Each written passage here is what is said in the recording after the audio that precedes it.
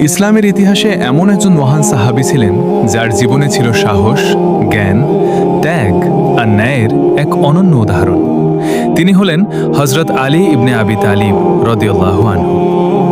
হযরত আলী রাদিয়াল্লাহু আনহু ছিলেন রাসূলুল্লাহ সাল্লাল্লাহু আলাইহি ওয়াসাল্লামের চাচাতো ভাই। তিনি রাসূল সাল্লাল্লাহু আলাইহি ওয়াসাল্লামের ঘরেই লালিত পালিত হন এবং অল্প বয়সেই ইসলাম গ্রহণ করেন। মক্কার কঠিন সময়ে যখন মুসলমানদের ওপর নির্যাতন চলছিল, তখনও তিনি ইসলামের ওপর অটল ছিলেন।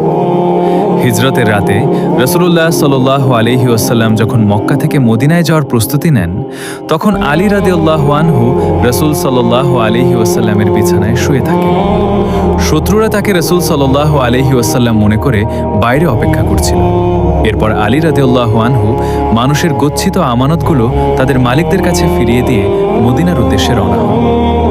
পরবর্তীতে রাসূলুল্লাহ সাল্লাল্লাহু আলাইহি ওয়াসাল্লাম তার প্রিয় কন্যা হযরত ফাতিমা রাদিয়াল্লাহু আনহার সঙ্গে আলী রাদিয়াল্লাহু আনহুর বিবাহ দেন।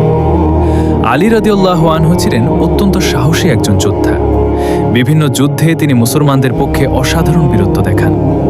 খাইবারের ঘটনাতেও তার সাহস ও ভূমিকা বিশেষভাবে উল্লেখযোগ্য।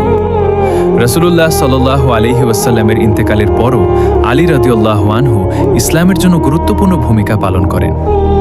হযরত উসমান রাদিয়াল্লাহু আনহুর শাহাদাতের পর মুসলমানদের চতুর্থ খলিফা হিসেবে আলী রাদিয়াল্লাহু আনহু দায়িত্ব গ্রহণ করেন। তার খেলাফতের সময় মুসলিম সমাজে কঠিন রাজনৈতিক বিভেদ ও সংঘাত দেখা দেয়।